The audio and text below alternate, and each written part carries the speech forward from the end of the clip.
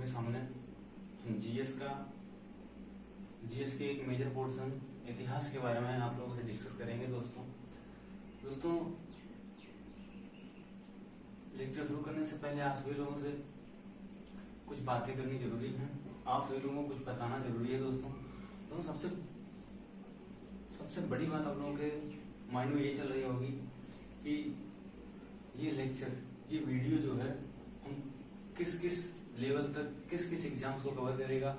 दोस्तों ये वीडियो हर एक वनडे एग्जाम्पल लिए, जैसे एसएससी का कोई भी एग्जाम्स हो, वनडे एग्जाम्स जैसे यूपी पुलिस हुआ एसआई हुआ, हर एक एग्जाम के लिए हेल्पफुल होगा।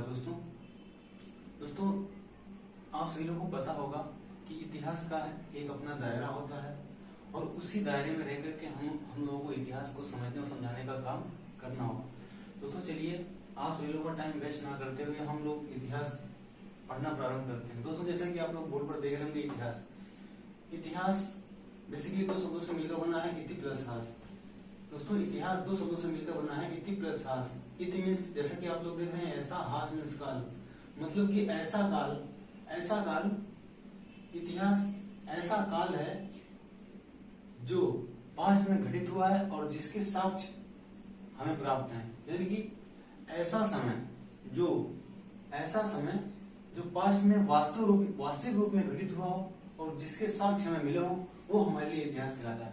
अब दोस्तों हमारे देश में बहुत सारे ऐसे इतिहासकार हुए हैं और हर एक इतिहासकारों ने अपने अलग अलग मुद्दे हैं इतिहास को लेके। दोस्तों उसी में से कुछ एक परिभाषा मैं आप सभी लोगों को बताना चाहूंगा। दोस्तों सबसे पहली परिभाषा यह है कि प्राचीनतम एवं पूर्वकालिक घटनाओं को जब हम शब्द चित्रों के द्वारा उकेरते हैं तो हमारी नवीन पीढ़ी के लिए इतिहास बन जाता है। दोस्तों ध्यान से सुनिएगा दोस्तों, प्राचीनतम एवं पूर्वकालिक घटना को जब हम शब्द एवं चित्रों के द्वारा उकेरते हैं तो हमारी नवीन पीढ़ी के लिए इतिहास बन जाता है। दोस्तों उसके बाद दूसरी परिभाषा, हमारे धार्मिक ग्रंथ रामायण महाभारत, इन्हीं में से महाभारत में भी एक इतिहास की परिभाषा दी गई है, उसको भी आप लोगों के लिए जानना बहुत आवश्यक है। दोस्तों हमारे महाभारत में लिखा गया है कि इतिहास ऐसी प्राचीनतम एवं रुचिकर कथा है। ध्यान से सुनिएगा दोस्तों, इतिहास ऐसी प्राचीनतम एवं रुचिकर कथा है जिससे हमारे धर्म, काम, अर्थ और मोक्ष की जानकारी मिलती है, वो हमारे लिए इतिहास कहलाता है। दोस्तों उसके बाद हमारे देश में बहुत सारे इतिहासकार, बहुत सारे ज्ञानी पुरुष हुए हैं जिन्होंने अपने अपने इतिहास को लेकर अपने अपने मत दिए हैं। उन्हीं में से हमारे कुछ इतिहासकारों ने इतिहास की एक और परिभाषा निकालकर आपके सामने रखी है। दोस्तों उसके अनुसार, हमारे कुछ इतिहासकारों के अनुसार इतिहास एक ग्रंथ है जिससे हमें हमारे अतीत के बारे में उन सभी घटनाओं का पता चलता है जो वास्तविक रूप से घटित हुई हो और जिनके साक्ष्य हमें प्राप्त हैं। दोस्तों चलिए इतिहास के बारे में कुछ और भी बेसिक नॉलेज जो आप लोगों को जानना जरूरी है वो आप लोगों से डिस्कस करते हैं। दोस्तों बेसिकली इतिहास एक ग्रीक वर्ड है, इतिहास एक यूनानी शब्द है, इतिहास एक यूनानी शब्द है जिसकी उत्पत्ति हिस्टोरिक से हुई है। दोस्तों हिस्टोरिक का मतलब होता है खोज। इससे हमें यह पता चलता है कि खोजबीन करके, हिस्टोरिक का मतलब खोज होता है, और खोजबीन करने के बाद जो भी जानकारी हमें प्राप्त होती है वो उसी को ही हम इतिहास कहते हैं। दोस्तों इतिहास, अब बात होती है इतिहास को लिखने का सबसे पहले श्रेय किसको जाता है। तो वो कौन से ऐसे व्यक्ति थे जिन्होंने इतिहास को सबसे पहले हम लोगों के सामने लिखकर पेश किया। दोस्तों यूनान के एक व्यक्ति हुए जिनका नाम हेरोडोटस था।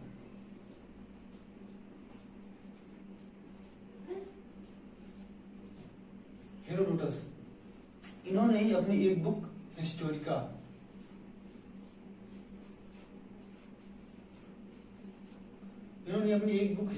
में अपने इतिहास के कुछ पहलुओं को लिखकर सबसे पहले हम लोगों के सामने प्रस्तुत किया। दोस्तों इसीलिए हेरोडोटस को ही हम लोग फादर ऑफ हिस्ट्री कहते हैं।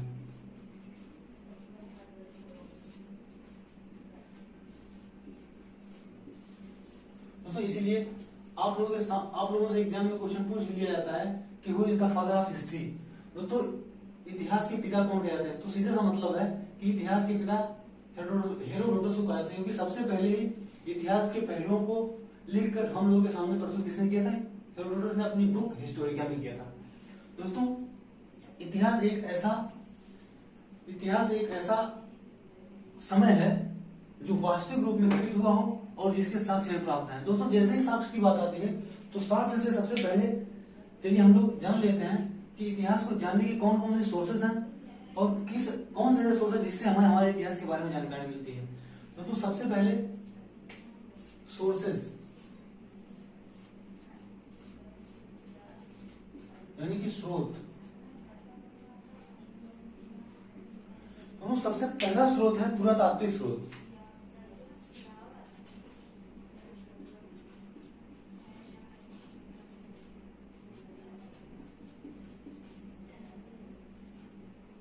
पुरातात्विक स्रोत। दोस्तों पुरातात्विक स्रोत, दोस्तों आप लोगों के मन में एक क्वेश्चन और उठ रहा होगा, पुरातात्विक, ये पुरातत्व विज्ञान होता क्या है? दोस्तों पुरातत्व विज्ञान एक ऐसा विज्ञान है जिससे हमें पृथ्वी के गर्भ में उपस्थित उन सभी वस्तुओं का वर्णन मिलता है, जो उन सभी वस्तुओं का की जानकारी मिलती है जो वास्तविक रूप में होंगी या होती हैं। तो दोस्तों हमारे देश में पुरातत्व विज्ञान की स्थापना कब हुई और कौन था जिसने सबसे पहले पुरातत्व के बारे में रुचि दिखाई, जिसके सहयोग से हमारे देश में पुरातत्व विभाग की स्थापना हो गई? दोस्तों सबसे पहले 1861 में लॉर्ड कैनिंग के द्वारा हमारे देश में पुरातत्व विभाग की स्थापना हुई। दोस्तों आप सभी लोगों को पता होगा कि लॉर्ड कैनिंग 1857 की क्रांति के बाद, 1857 की क्रांति के बाद ही लॉर्ड कैनिंग को हमारे देश का नया वायसराय या प्रथम वायसराय बनाकर भेजा गया था। दोस्तों 1858 से 1862 तक लॉर्ड कैनिंग हमारे देश का प्रथम वायसराय हुआ करता था। तो देखिए दोस्तों हम लोग जान लेते हैं वो कौन कौन से सोर्सेज हैं जिससे हमारे देश के इतिहास के बारे में कुछ जानकारियां मिलती हैं, जिससे हमारे इतिहास को डिस्क्राइब करने में सफल हुए। वो कौन कौन से सोर्सेज हैं जिससे हमें हमारे इतिहास के बारे में जानकारी मिलती है, हमें हमारे पूर्वजों के बारे में जानकारी मिलती है। दोस्तों सबसे पहला आप लोग लिखेंगे फॉसिल्स, यानी कि अवशेष। सेकंड नंबर पे मॉन्यूमेंट,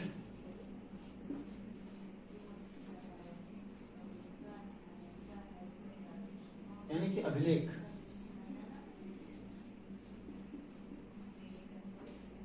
थर्ड नंबर पे कॉइन्स, यानी कि सिक्के।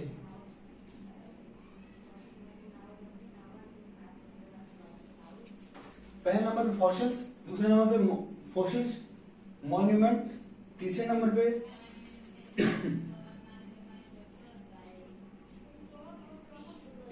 कॉइन्स, चौथे नंबर पे इंस्क्रिप्शंस।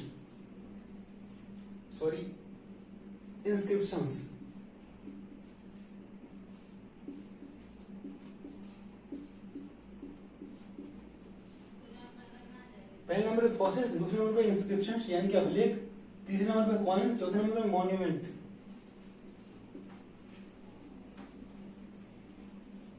यानी कि स्मारक। दोस्तों हमारे इतिहास को जानने के मूलतः तीन ऐसे सोर्सेस हैं जिससे हमें हमारे इतिहास के बारे में जानकारी मिलती है।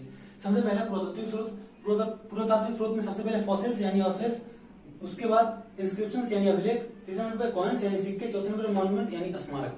दोस्तों फॉसिल्स की अगर बात करें, अवशेष, तो सबसे एग्जाम्पल के तौर पर फॉसिल्स को अगर हम डिस्क्राइब करना चाहें तो अवशेष सबसे ज्यादा आप सभी लोगों को पता होगा कि हड़प्पा सभ्यता में जो भी फॉसिल्स मिले हैं वो सभी अवशेष हैं जिससे हमें हमारे इतिहास के बारे में, हमारी पुरानी सभ्यता जिसे हम सिंधु घाटी की सभ्यता कहते हैं उसके बारे में जानकारी मिलती है। अभिलेख की बात करते हैं तो भारत में सबसे पहले अभिलेख अशोक के मिले हैं। दोस्तों आप सभी लोगों को पता होगा कि अशोक के दो ऐसे अभिलेख है, मास्की तथा गुर्जरा। इन दोनों अभिलेखों में सबसे पहले हमें अशोक के रूलिंग पीरियड के बारे में जानकारी मिलती है। दोस्तों अशोक के अभिलेख, इन्हीं को दोनों को अशोक का अभिलेख कहा जाता है। दोस्तों इन दोनों अभिलेखों की जो लिपि है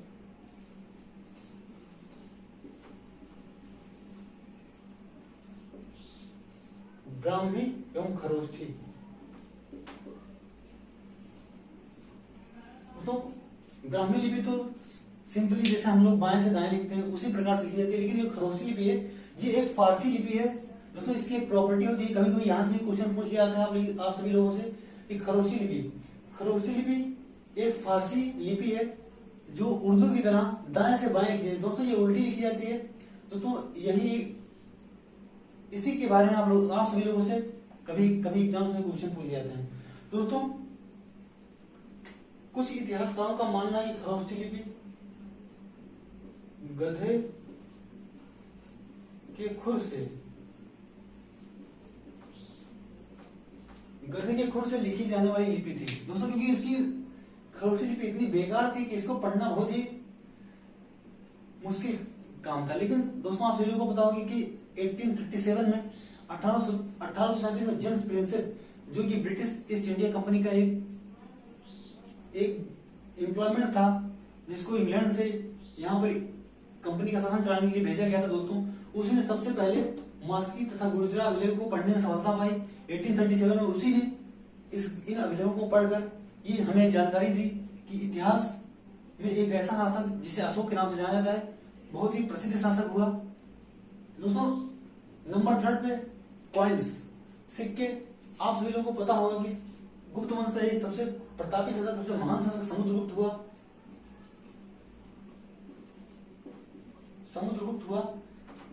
जिसके सिक्कों पर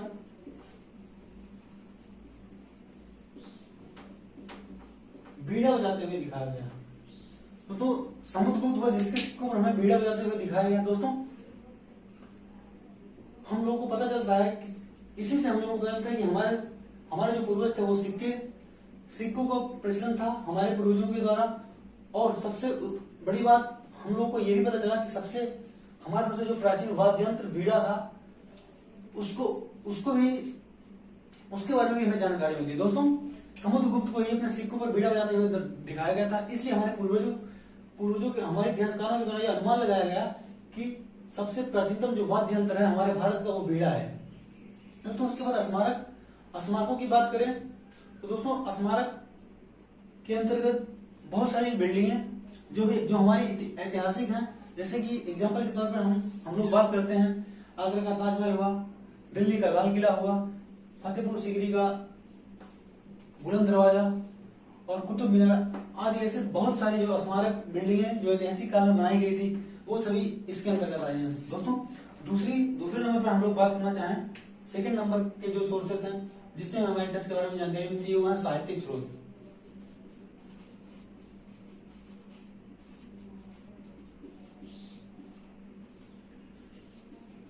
दोस्तों साहित्यिक स्रोत के अंतर्गत हम लोग बात करेंगे, इसको फर्दर दो पार्ट में डिवाइड करके हम लोग इसकी बात करेंगे। दोस्तों साहित्यिक स्रोत के अंतर्गत हम लोग एक पढ़ेंगे रिलीजियस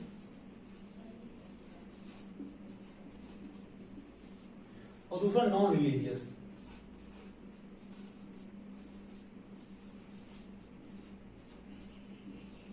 यानी कि धार्मिक और गैर धार्मिक।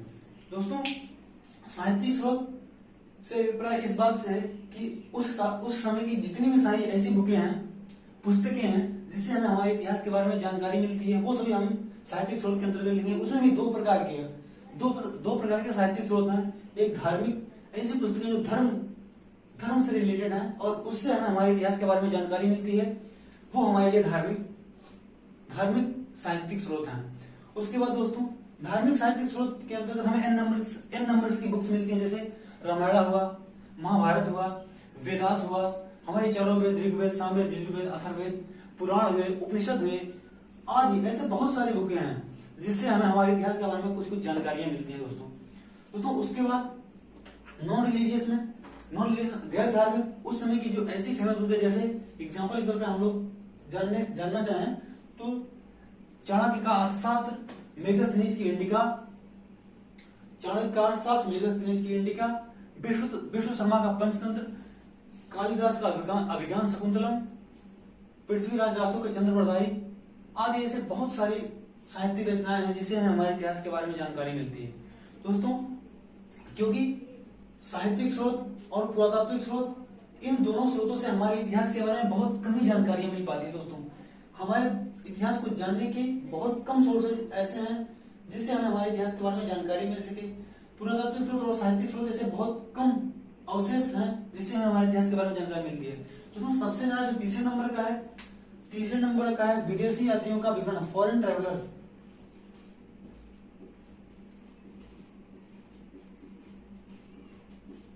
विदेशी यात्रियों का विवरण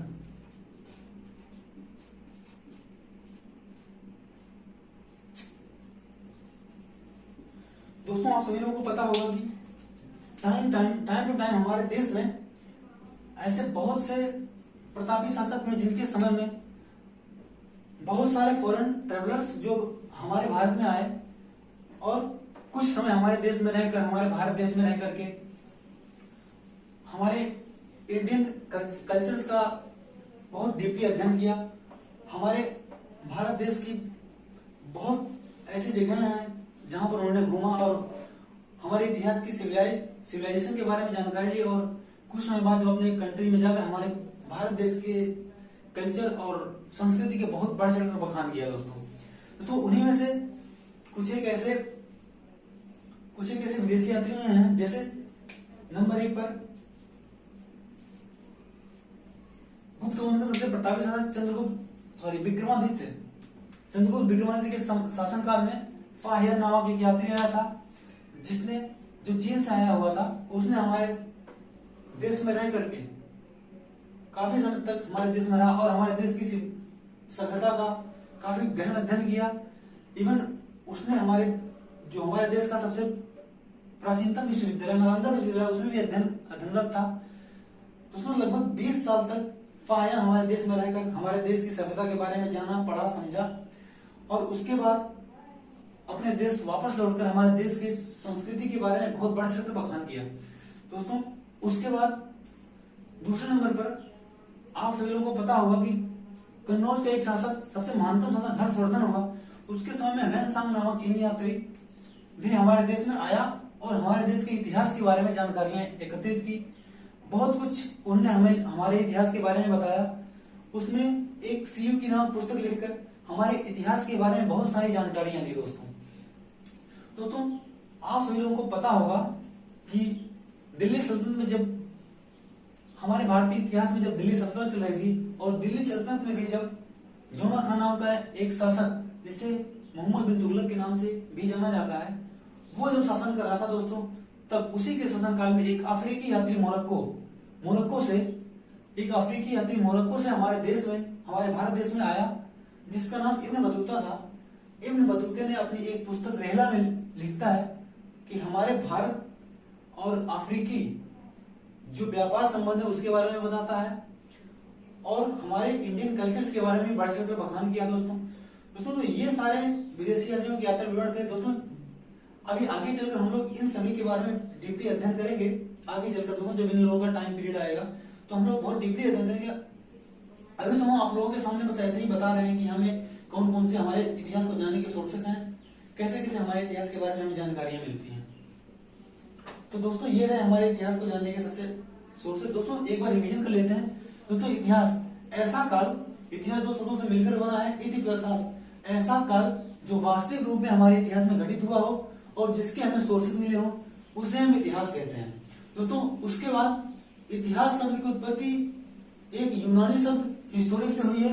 हिस्टोरिक का मतलब होता है खोजबीन करके या इन्वेस्टिगेशन करके जो भी जानकारी हमें एकत्रित होती है उसे हम इतिहास कहते हैं। तो यूनान के ही एक व्यक्ति इतिहास को लिखने का सबसे पहले से यूनान के ही एक व्यक्ति हेरोडोटस है, इन्होंने ही सबसे पहले अपनी एक बुक हिस्टोरिका में हमारे इतिहास के कुछ पहलुओं को रखकर सबसे पहले इतिहास का पिता बनने का गौरव प्राप्त किया। दोस्तों उसके बाद इतिहास के जानने के जो सोर्सेस हैं उनके बारे में हम लोग थोड़ा डिस्कशन करेंगे। दोस्तों इतिहास को जानने के मेनली 3 सोर्सेस हैं दोस्तों। पहला पुरातात्विक स्रोत, दूसरा साहित्यिक स्रोत और तीसरा विदेशी यात्रियों का विवरण। क्योंकि दोस्तों पुरातात्विक स्रोत और साहित्यिक स्रोत ये दोनों बहुत कम मात्रा में ही मिले हमारे इतिहास को जानने के लिए। इसलिए ये जो विदेशी यात्रियों का विवरण है, क्योंकि विदेशी यात्री जो हमारे देश में हमारे कल्चर और संस्कृति को जानने के लिए आए थे, तो उन्होंने अपनी बहुत सारे बुक्स में हमारे इतिहास के सांस्कृतिक और सिविलाइज यानी सभ्यता के बारे में जानकारी हासिल की और बढ़ चढ़कर अपने देश जाकर हमारे इंडियन कल्चर का बखान किया। दोस्तों पुरातात्विक स्रोत के अंतर्गत जैसे ही हम लोग जाते हैं तो हमें बात आती है पुरातात्विक की। पुरातत्व विज्ञान एक ऐसा विज्ञान है, पुरातत्व विज्ञान एक ऐसा विज्ञान है जिसे पृथ्वी के गर्भ में उपस्थित उन सभी वस्तुओं का हमें जानकारी मिलती है या वर्णन मिलता है, उसी को हम पुरातत्व विज्ञान कहते हैं। दोस्तों पुरातत्व विज्ञान की स्थापना हमारे इंडिया में किसके द्वारा और कब हुई? तो दोस्तों 1861 में लॉर्ड केनी के शासनकाल में हमारे देश में पुरातत्व विज्ञान की स्थापना हुई थी। दोस्तों आप सभी लोगों को पता होगा 1858 से 1857 की क्रांति के बाद 1858 में जब लॉर्ड केनी हमारे देश का प्रथम वायसराय बनाकर भेजा गया था और 1861 में ही इसने हमारे देश में पुरातत्व विज्ञान की स्थापना की थी। दोस्तों पुरातत्व स्रोत को जानने के सबसे अहम स्रोत कौन कौन से हैं? नंबर 1 फॉसिल्स यानी अवशेष, number 2 inscription, number 3 coins, number 4 monuments. दोस्तों साहित्यिक स्रोत के अंतर्गत हम 2 पार्ट में डिवाइड करते हैं, एक रिलीजियस यानी धार्मिक, दूसरा नॉन रिलीजियस। धार्मिक पुस्तकों के अंतर्गत दोस्तों रामायण हुआ, महाभारत हुआ, वेद हुआ, हमारे जो 4 वेद हैं ऋग्वेद, सामवेद, यजुर्वेद, अथर्ववेद और हमारे वेद हुए, पुराण हुए, उपनिषद हुए, इन सभी n नंबर्स हिस्टोरिकल बुक्स हैं जिनसे हमारे इतिहास के बारे में जानकारियां मिलती है। दोस्तों दूसरा हुआ नॉन रिलीजियस, गैर धार्मिक। तो दोस्तों गैर धार्मिक पुस्तकें कुछ ऐसी पुस्तकें हैं गैर धार्मिक हैं जिनसे हमारे इतिहास के बारे में जानकारियां मिलती है। दोस्तों इनमें पहली पुस्तक अर्थशास्त्र जो चाणक्य द्वारा ली गई थी। दोस्तों आप सभी लोगों को पता होगा कि चाणक्य जो हमारे भारत के मैकियावेली के नाम से भी प्रसिद्ध है, उन्हीं के द्वारा अर्थशास्त्र नामक पुस्तक लिखकर हमें हमारे इतिहास के पहलुओं को दर्शाया गया है।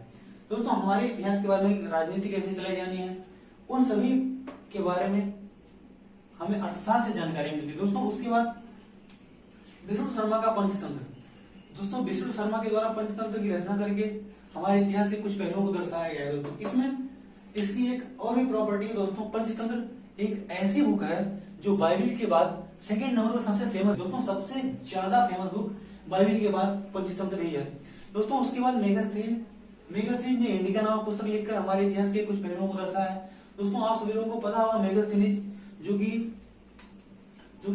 350 बीसी से 290 बीसी तक हमारे इतिहास में रहा, हमारे भारत में रहा और हमारे भारत में रहकर ही इसने मेगास्थनीज ने इंडिका नामक पुस्तक लिखकर हमारे इतिहास के कुछ पहलुओं को दर्शाया है। दोस्तों उसके बाद कालिदास के अभिज्ञान शाकुंतलम से भी हमारे इतिहास के बारे में कुछ जानकारियां मिलती हैं। ऐसी बहुत सारी धार्मिक बुक्स हैं, अगर हम आप लोगों को गिनाना चाहें तो बहुत सारी ऐसी किताबें हैं जिससे हमारे इतिहास के बारे में जानकारी मिलती है। दोस्तों चलिए तो अब हम लोग इसके आगे थोड़ा बढ़ते हैं। दोस्तों इतिहास को हम लोगों ने जान लिया। दोस्तों इतिहास को जानने कौन कौन से सिलेबस है जो हमें पढ़ना है और हमारे सिलेबस में कौन कौन सी हिस्ट्री आती है, कैसे क्या होता है। दोस्तों हम लोग पढ़ रहे हैं इंडियन हिस्ट्री। दोस्तों हिस्ट्री में भी इंडियन हिस्ट्री और वर्ल्ड हिस्ट्री होती है। दोस्तों जितने भी वनडे एग्जाम्स होते हैं जो इंडिया में कराए जाते हैं, वनडे एग्जाम्स की बात कर रहा हूँ दोस्तों मैं, जितने भी वनडे एग्जाम्स होते हैं इंडिया में जो हमारे स्टेट गवर्नमेंट हुए या अदर सेंट्रल गवर्नमेंट जो वनडे एग्जाम्स होते हैं, उन सभी में दोस्तों केवल और केवल इंडियन हिस्ट्री आती है। दोस्तों बाकी जैसे पीसीएस हुए, आईएएस वगैरह जो भी है, इन सभी में वर्ल्ड हिस्ट्री की भी आवश्यकता पड़ती है। दोस्तों फिलहाल अभी तो हम आप लोगों के सामने इंडियन हिस्ट्री यानी कि भारतीय इतिहास को इंडियन हिस्ट्री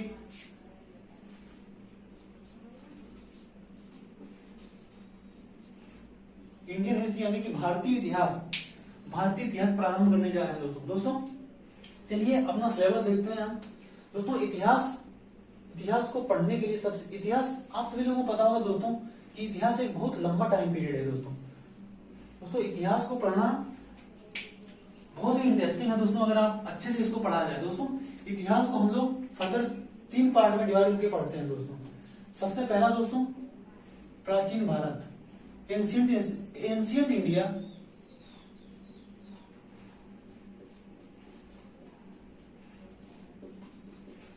यानी कि प्राचीन भारत।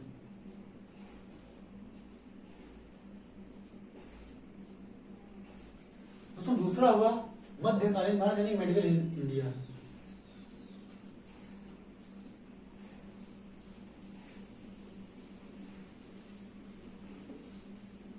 यानी कि मध्यकालीन भारत।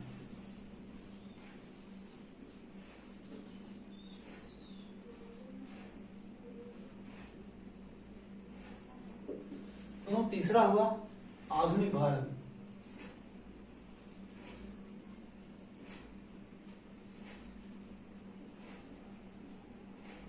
यानी कि मॉडर्न इंडिया।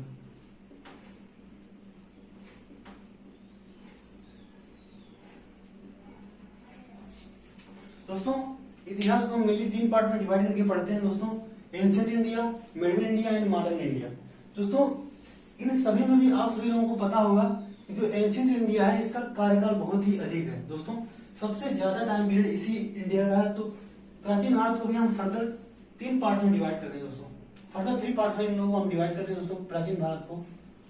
दोस्तों इसमें से पहला होगा प्री हिस्टोरिक पीरियड, यानी प्राग ऐतिहासिक काल, प्राग ऐतिहासिक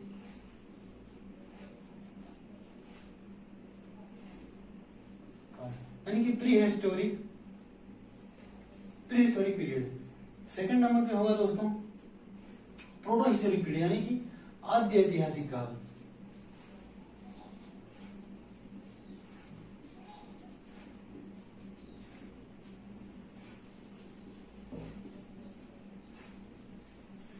दोस्तों थर्ड नंबर पे होगा ऐतिहासिक काल।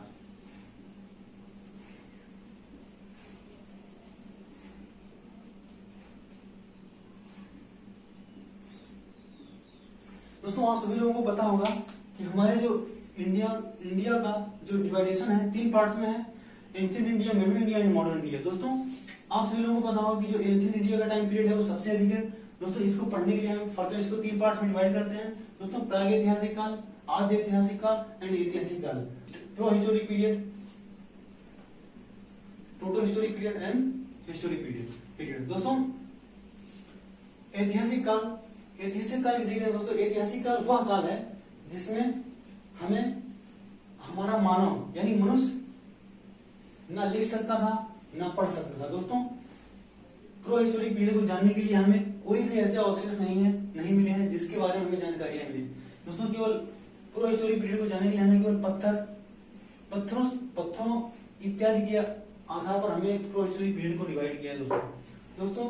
आद्य ऐतिहासिक काल उस काल को कहते हैं जिसमें मनुष्य लिखना तो जान गया था लेकिन उस लिपि को पढ़ नहीं सकता था दोस्तों यानी कि इसमें कुछ अवशेष तो हमें जरूर मिले हैं, लेकिन कुछ लिपि भी मिली है लेकिन उस लिपि को पढ़ा नहीं जा सकता था दोस्तों, इसे हम आद्य ऐतिहासिक काल कहते हैं दोस्तों। उसके बाद बात करते हैं ऐतिहासिक काल की। दोस्तों ये सबसे संपन्न काल था क्योंकि इस काल में मनुष्य लिख भी सकता था, पढ़ भी सकता था और पूर्णतः इस काल के हमें अवशेष भी मिले हैं दोस्तों। इन तीनों में भी सबसे ज्यादा टाइम पीरियड प्राग ऐतिहासिक काल का माना जाता है, इसलिए दोस्तों इस ऐतिहासिक काल को, प्राग ऐतिहासिक काल को हम फर्दर 2 पार्ट्स में डिवाइड करते हैं दोस्तों, फर्दर 2 पार्ट्स में डिवाइड करते हैं। एक पाषाण युग,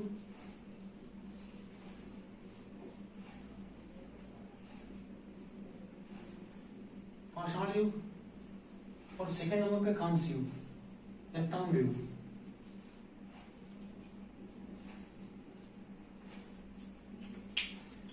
दोस्तों पाषाण युग और ताम्र युग। दोस्तों पाषाण युग में मनुष्य पत्थरों के छोटे छोटे औजार या बड़े बड़े औजार, मनुष्य पत्थरों के औजार बनाकर उससे जंतुओं का शिकार करता था और अपना भोजन करता था, अपना जीवन यापन करता था दोस्तों। प्राग ऐतिहासिक काल में मनुष्य यायावर हुआ करता था, यानी कि घुमक्कड़ हुआ करता था दोस्तों। प्राग ऐतिहासिक काल में मनुष्य अस्थायी नहीं हुआ करता था दोस्तों। दोस्तों प्राग ऐतिहासिक काल के मनुष्य जो भी हैं वो सभी मनुष्य यायावर हुआ करते थे, यानी घुमक्कड़ हुआ करते थे। आदि ऐतिहासिक काल में मनुष्य खेती करना प्रारंभ किया दोस्तों, पशुपालन ये सब प्रारंभ किया दोस्तों। इस काल में मनुष्य पूर्णतः संपन्न हुआ, पूर्णतः स्टेबल हो गया दोस्तों। खेती करना, अपना व्यवसाय शुरू करना, इन सब का प्रारंभ ऐतिहासिक काल में मिलता है दोस्तों। पाषाण युग में मनुष्य पत्थरों से औजार बनाता था दोस्तों। आप सभी लोगों को पता होगा पाषाण युग और ताम्र युग में सबसे ज्यादा टाइम पीरियड पाषाण युग का रहा होगा, इसलिए हम पाषाण युग को फर्दर 3 पार्ट्स में डिवाइड करते हैं दोस्तों। दोस्तों पाषाण युग को फर्दर 3 पार्ट्स में डिवाइड करते हैं। नंबर 1 पूरा पाषाण काल,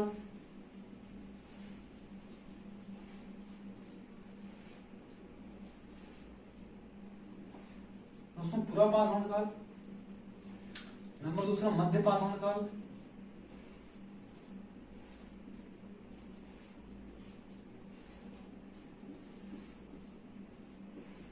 नंबर 3 पाषाण काल।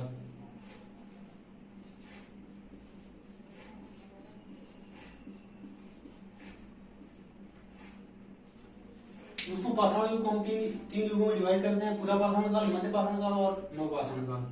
दोस्तों पूरा पाषाण काल में मनुष्य पत्थरों के बड़े बड़े औजार बनाता था, उससे शिकार करता था दोस्तों। मध्य पाषाण काल में मनुष्य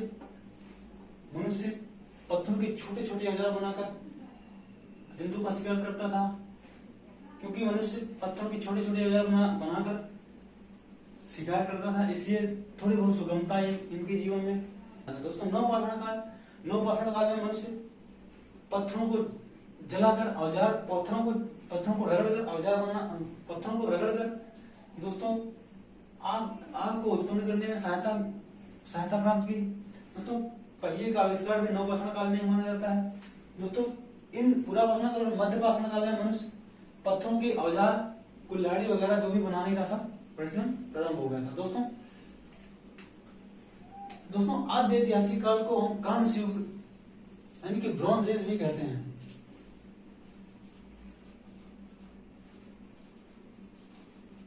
यानी कि कांस्य युग।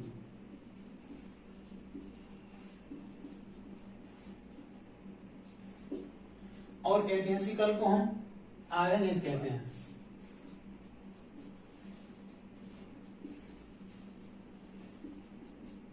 यानी कि लौह युग।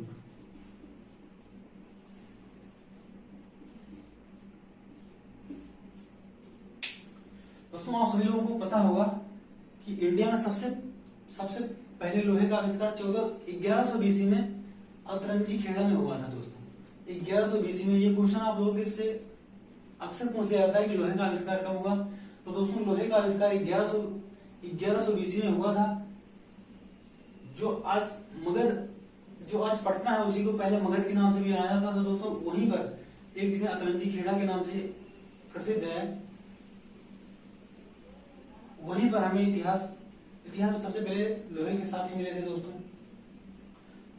मध्यकालीन भारत 712 BC से 712 AD से 1707 ईस्वी तक पढ़ेंगे, यानी AD तक पढ़ेंगे दोस्तों। अगर रूलिंग पीरियड के हिसाब से अगर देखा जाए तो ये जो एंशिएंट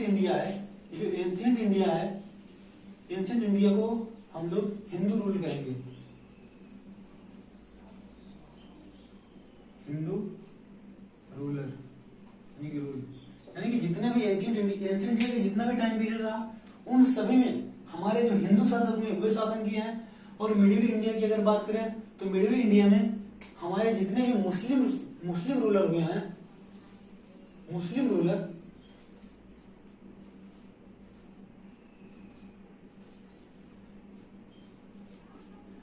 ने रूल किया है दोस्तों। और आधुनिक भारत को अगर हम देखें तो 1707 ईस्वी से 1947 यानी जब तक हमारा देश आजाद नहीं हो जाता तब तक हम लोग मॉडर्न इंडिया पढ़ेंगे। और मॉडर्न इंडिया को भी हम लोग फर्दर 2 पार्ट्स में डिवाइड करेंगे दोस्तों। 1857 तक, 1707 से लेकर 1857 तक, जब तक हमारे देश में 18 की क्रांति नहीं हो जाती तब तक यानी कि बहादुर शाह दूती, यानी कि 1857 में जब बहादुर शाह दूती जो हमारे 1857 की क्रांति का लीडर था, उसकी मृत्यु तक हम लोग 1857 में पढ़ेंगे डाउनफॉल ऑफ मुगल, मुगलों का पतन, मुगलों का पतन। दोस्तों आप सभी लोगों को पता होगा कि मुगल ही एक ऐसा वंश है जो हमारे देश में सबसे ज्यादा टाइम पीरियड तक रूल किया। तो मिडिल इंडिया और मॉडर्न इंडिया को जोड़ने वाली जो कड़ी है वो मुगल ही है।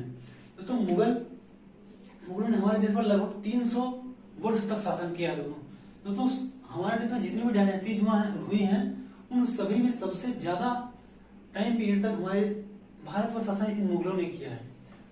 दोस्तों उसके बाद 1857 से 1947 का जो टाइम पीरियड होता है इसे हम इंटरनेशनल मूवमेंट कहेंगे, भारतीय राष्ट्रीय आंदोलन,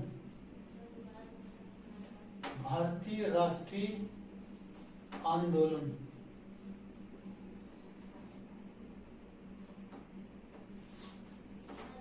दोस्तों इसके 1857 से 1947 में जो टाइम पीरियड होगा इसे हम भारतीय राष्ट्रीय आंदोलन के नाम से जानेंगे। तो उसके बाद 1947 से 1962 तक, 1947 से 1962 तक का जो टाइम पीरियड होगा उसे हम लोग क्या कहेंगे, समकालीन भारत।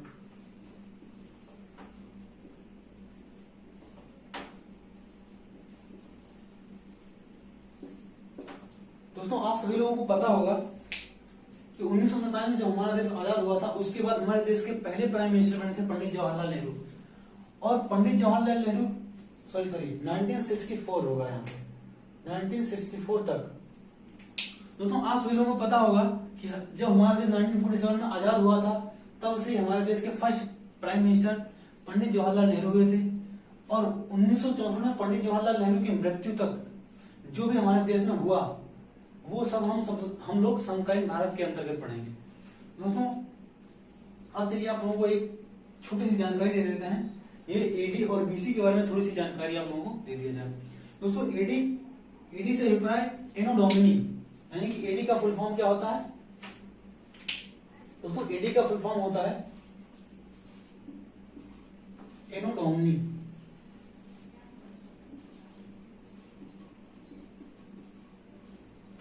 और बीसी का मतलब होता है, बीसी का मतलब होता है बिफोर क्राइस्ट।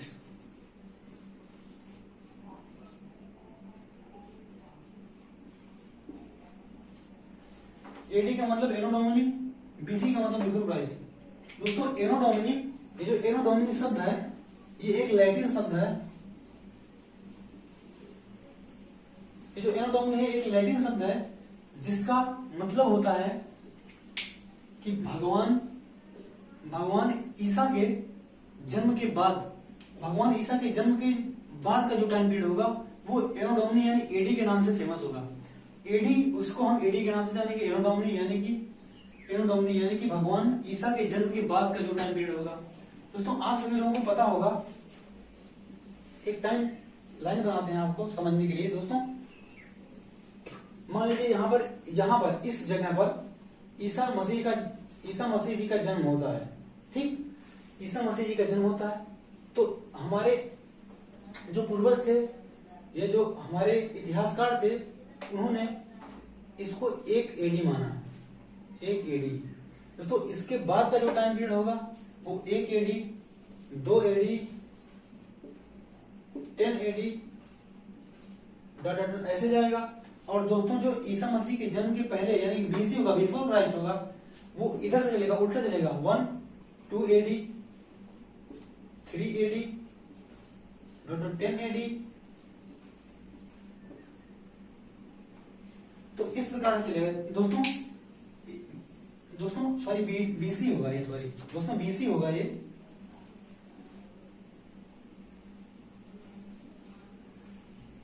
दोस्तों ईसा मसीह के जन्म से जो पहले का टाइम पीरियड होगा वो उल्टा चलेगा। आप सभी लोग देख रहे होंगे 1 एडी के बाद 2 बीसी, 3 बीसी, 10 बीसी, यानी कि ये उल्टा चल रहा है।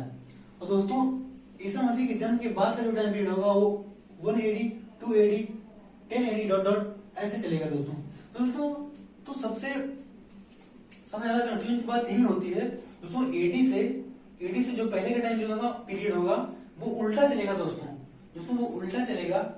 और सबसे बस दोस्तों, और इसमें कुछ जानने की कोई ज्यादा बात नहीं है, बस इतना है कि ये जो एनोडोमनी है वो लैटिन वर्ड है जिसका अर्थ होता है ईसा के जन्म के बाद का जो टाइम पीरियड होगा वो एनोडोमनी होगा। ईसा मसीह के जन्म के जो पहले का समय होगा वो बिफोर क्राइस्ट होगा। दोस्तों ईसा मसीह का जन्म हमारे इतिहासकारों ने यहाँ पर माना, मान लीजिए, तो उससे जो पहले का समय होगा वो उल्टा चलेगा और उसके बाद का जो समय होगा वो सीधा हम लोग चलेंगे। दोस्तों यही जहां पर ईसा मसीह का जन्म हुआ, हमारे इतिहासकारों ने यहीं से ही हमारे देश में कैलेंडर, डेट्स, मंथ्स इत्यादि का प्रारंभ भी यहीं से हमारे इतिहासकारों ने माना है। चलिए दोस्तों, तो हम लोग टाइम का बंटवारा कर देते हैं कि कहां से कहां तक हमारा प्राचीन भारत होगा, कहां से कहां तक हमारा मध्यकालीन भारत होगा और कहां से कहां तक, ये तो हमने बताया गया फिलहाल। दोस्तों आप सभी लोगों को पता होगा कि हमारे इतिहास हमारा एक साक्ष्य है। साक्ष्यों के आधार पर हम लोग अपने इतिहास, आप सभी लोगों को पहले ही हम बता चुके हैं कि इतिहास हमारा जो है साक्ष्यों के आधार पर ही लिखा गया है। दोस्तों तो हमारे इतिहासकारों ने अलग अलग मत दिए हैं, क्योंकि दोस्तों देखिए, इतिहास में एंशिएंट इंडिया और मिडिल इंडिया में डेट्स कभी भी नहीं पूछी जाती है दोस्तों, क्योंकि दोस्तों इन दोनों टाइम पीरियड्स में डेट्स को लेकर बहुत सारे मतभेद हैं। हर एक इतिहासकारों ने अपने अपने अलग डेट्स दिए हैं, कोई सर्टेन डेट नहीं है दोस्तों। लेकिन मॉडर्न इंडिया जो आधुनिक भारत है, इसमें डेट्स बहुत ही ज्यादा इंपॉर्टेंट है दोस्तों। जितने भी इंटरनेशनल मूवमेंट हुए, भारतीय राष्ट्रीय आंदोलन हुए, इन सब के बारे में या समकालीन भारत में जितनी भी डेट्स हैं, जितनी भी इंपॉर्टेंट काम हुए, उन सभी को हमारे इतिहास में सबसे ज्यादा क्वेश्चन इन्हीं से, हमारे एग्जाम में सबसे ज्यादा क्वेश्चन इसी मॉडर्न इंडिया और मिडिल इंडिया से पूछे जाते हैं दोस्तों। सबसे ज्यादा खासकर ये यहां से पूछे जाते हैं, मॉडर्न इंडिया से दोस्तों। इसीलिए इसमें डेट्स कोई सर्टेन नहीं है। अगर आप 10 बुक्स लेंगे तो 10 बुक्स में अलग अलग डेट्स आप लोगों को मिलेगी। तो दोस्तों इसमें ज्यादा परेशान होने की बात नहीं है कि सर आप क्या बता रहे हैं और हमने इस बुक में ये देखा, इस बुक में वो देखा। दोस्तों हर एक इतिहासकार ने अलग अलग डेट्स दी है। तो दोस्तों चलिए पूरा पाषाण काल की बात करते हैं हम लोग।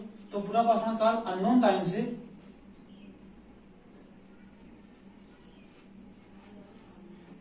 लेकर 8000 यानी कि 8000 बीसी तक का जो टाइम पीरियड होगा वो हम लोग पूरा पाषाण काल में देखेंगे। और मध्य पाषाण काल की बात करते हैं तो 8000 बीसी से जो 4000 बीसी के बीच का टाइम पीरियड होगा वो हम लोग मध्य पाषाण काल के अंतर्गत देखेंगे दोस्तों। उसके बाद जो नव पाषाण काल है, ये जो नव पाषाण काल है, इसको हम लोग 4000 बीसी से 250 यानी कि 2500 बीसी तक देखेंगे दोस्तों।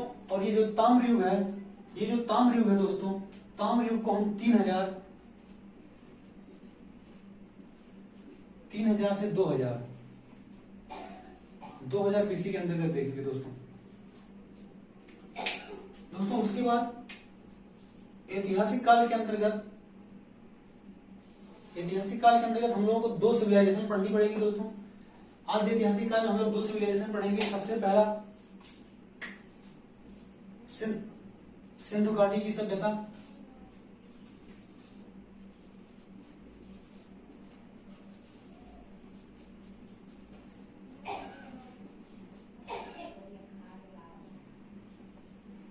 हड़प्पा सिविलाइजेशन।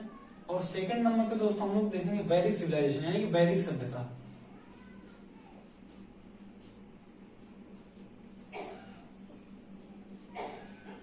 दोस्तों आई थिंक आप लोगों को ये विजुअल होगा दोस्तों।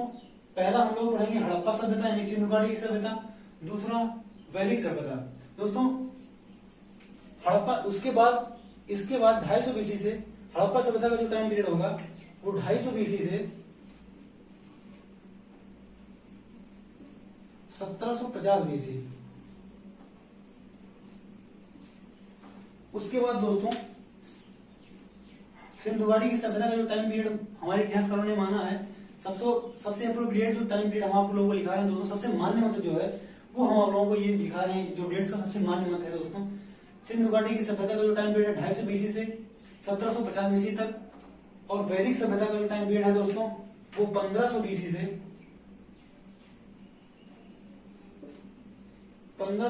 600 BC तक। 1500 BC से 600 BC तक का टाइम पीरियड जो माना गया है वो हमारे लिए वैदिक सभ्यता का गया। दोस्तों ऐतिहासिक काल दोस्तों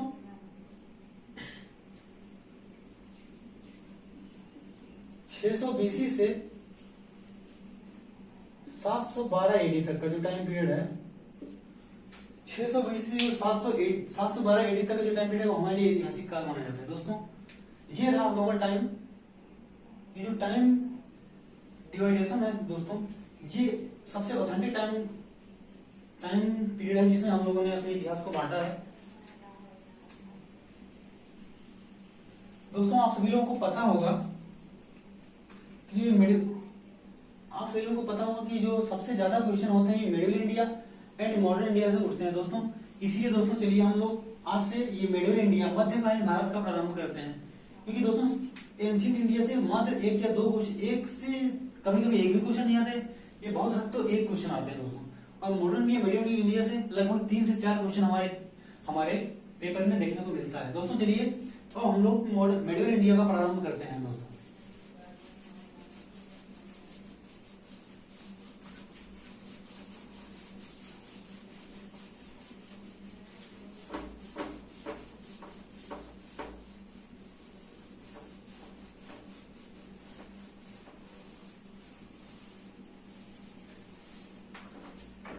चलिए दोस्तों तो वीडियो देखने के लिए धन्यवाद दोस्तों। आगे की क्लासेस हम जो मिडिल इंडिया है वो कल से आप लोगों के साथ डिस्कस करेंगे दोस्तों।